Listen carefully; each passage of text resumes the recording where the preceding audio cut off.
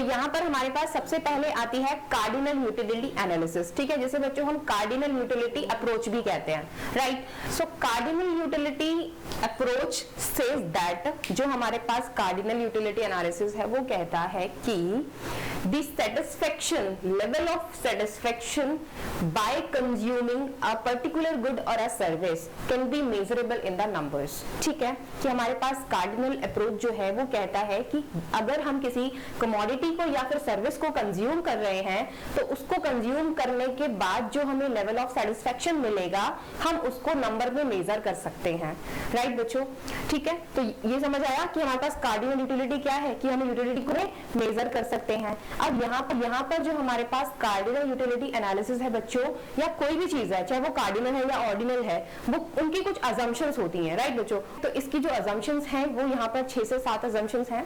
पहली होती है इसकी अजम्पशन जो है कि यहाँ पर जो कंज्यूमर होगा, the consumer is a rational person, ठीक है, कि कंज्यूमर कैसा होगा, एक रैशनल पर्सन होगा।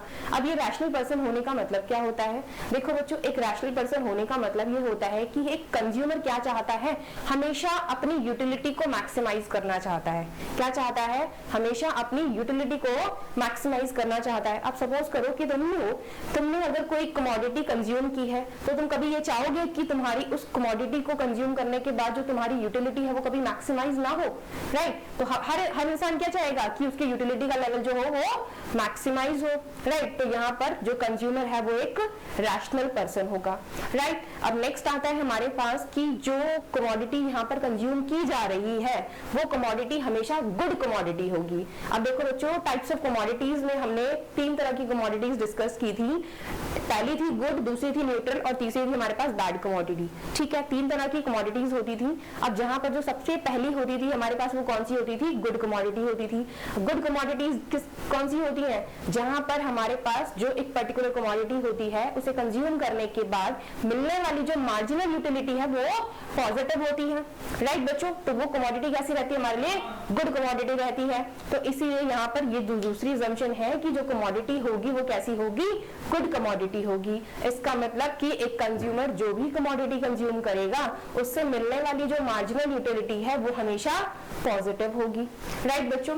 अब नेक्स्ट आता है हमारे पास, नेक्स्ट assumption है, third assumption, that is marginal utility of the commodity is diminishing, ठीक है, that is DMU, diminishing marginal utility law यहाँ पर फॉलो किया जाता है, राइट बच्चों। इसके अंदर इसकी बात हो रही है बच्चों कार्डिनल की, ठीक है, कि यहाँ पर क्या होता है, डिमिनिशिंग मार्जिनल यूटिलिटी लॉ को फॉलो किया जाता है कि जैसे जैसे हम किसी एक पर्टिकुलर कमोडिटी की एक्स्ट्रा यूनिट्स कंज्यूम करते जाते हैं तो उससे मिलने वाली जो मार्जिनल यूटिलिटी होती है वो क्या करती है, डिक्रीज करती जाती है, राइट बच्चों। तो यहाँ पे डिमिनिशिंग मार्जिनल यूटिलिटी का जो लॉ है वो फॉलो किया जाता है। और नेक्स्ट आता है हमारे पास कि यहाँ पर मार्जिनल यूटिलिटी ऑफ मनी भी अगर हमारे पास 1 रुपया है, अगर हम दूसरा 1 पैसा और 1 रुपया और लेना चाहें, फिर तीसरा लेना चाहें, चौथा लेना चाहें, मतलब अपनी मनी की क्वांटिटी को बढ़ाना चाहें, तो मनी से मिलने वाली जो मार्जिनल यूटिलिटी है ना बच्चों हमारे पास वो हमेशा कांस्टेंट रहती है, ठीक है। असम्पशन समझ आ रही है बच्चों। पहला है कि कंज्यूमर जो होगा वो रैशनल होगा, दूसरा जो होगा कमोडिटीज गुड होगी, यहाँ पे डिमिनिशिंग मार्जिनल यूटिलिटी का लॉ फॉलो किया जाएगा।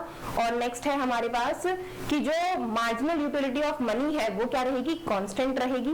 और एक assumption और आती है बच्चों कि अगर एक कंज्यूमर का यहाँ पर प्रेफरेंस गिवन है, मतलब उसका टेस्ट और प्रेफरेंस गिवन है उसकी, तो उसकी जो टोटल यूटिलिटी होगी वो नंबर ऑफ क्वांटिटीज के ऊपर डिपेंड करेगी कि उसकी टोटल यूटिलिटी कितनी है, राइट बच्चों। कि सपोज करो कि तुम्हें प्रेफरेंस दे रखी है, सपोज तुम्हारा जो प्रेफरेंस है वो परफेक्ट सब्स्टिट्यूट है, परफेक्ट कॉम्प्लीमेंट है, कुछ भी है, ठीक है। तो उसके बाद अगर वो तुम्हें गिवन है, मतलब तुम्हें पता है कि तुम्हारी प्रेफरेंस क्या है, तो तुम्हारे पास जो लेवल ऑफ टोटल यूटिलिटी आएगा वो तुम इस बात पे डिपेंड करेगा कि तुम उस कमोडिटी की कितनी यूनिट्स कंज्यूम करते हो, राइट बच्चों। और एक सबसे लास्ट जो assumption है वो ये है कि यहाँ पर जो यूटिलिटी होती है उसे नंबर्स में मेजर किया जाता है। ये भी तो assumption नहीं है ना बच्चों, ठीक है, क्योंकि ऐसा कभी पॉसिबल तो है नहीं कि हमारी जो यूटिलिटी है हम उसे कभी मेजर कर सकते हैं कि हमने अगर एक एप्पल खाया है, एप्पल खाने के बाद हमें कितनी यूटिलिटी मिली है, क्या हम कभी नंबर्स में बता सकते हैं इस बात को, कभी नहीं बता सकते, राइट बच्चों। तो ये क्या है, एक तरह से assumption ही तो हुई, ठीक है। तो बच्चों ये थी हमारे पास कार्डिनल यूटिलिटी एनालिसिस।